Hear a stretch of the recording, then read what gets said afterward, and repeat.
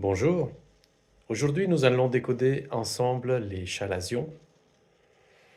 Il s'agit en fait d'une glande sébacée située sous la paupière qui s'enflamme. Ces glandes, qu'on appelle glandes de Meibomius, produisent la composante lipidique des larmes.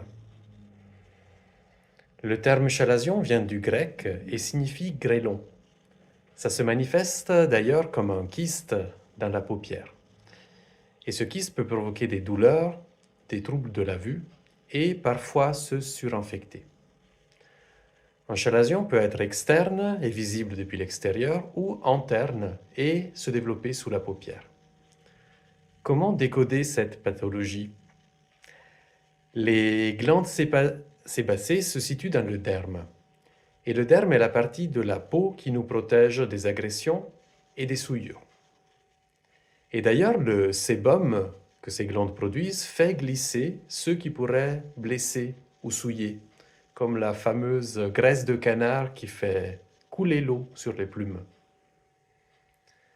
Ce sébum permet d'ailleurs aux larmes de rester en place plus longtemps et de mieux lubrifier et protéger l'œil. Ces glandes de Meibomius se situant autour des yeux, nous allons bien sûr rechercher une atteinte à l'intégrité ou une souillure qui sont liées à la vue. Donc, quelle vision moche est mise en matière par un chalazion?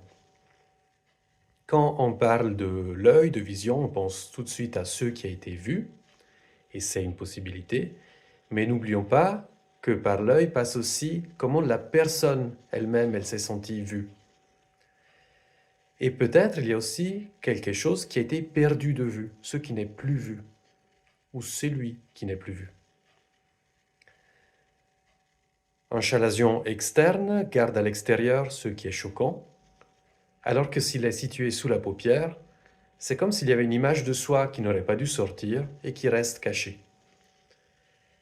Et si un chalazion est récurrent, ça veut dire que le stress sous-jacent, le choc sous-jacent est revécu avant chaque rechute, ou qu'il y a quelque chose qui est vécu qui rappelle ce choc. Ça peut être une date aussi. Une fois par année, à la même date, ça revient. Ça, c'est pour les chalazions classiques qui ne sont pas infectés.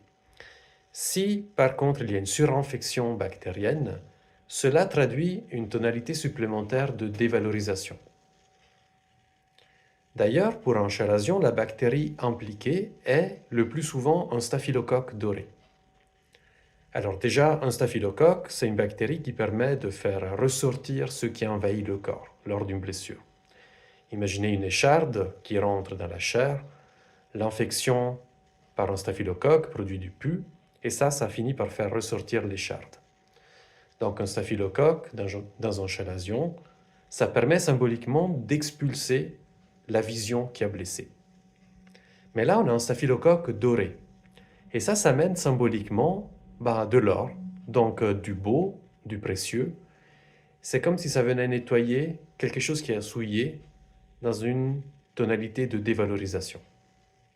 L'or, ça mène de la valeur, figurez-vous, en plus. Avec un chalazion, c'est comme si un grêlon blessant était gardé, retenu devant l'œil, pour pas qu'il blesse en sortant, dans ce sens, ou en rentrant. Donc, c'est en fait une solution symbolique pour éviter la blessure. Mettre des mots sur ce qui a été vécu, et surtout sur comment ça a été vécu, en fait, ça peut permettre de remettre en mouvement ce grêlon et d'apaiser ceux qui étaient blessés ou souillés. Merci pour votre attention. À bientôt.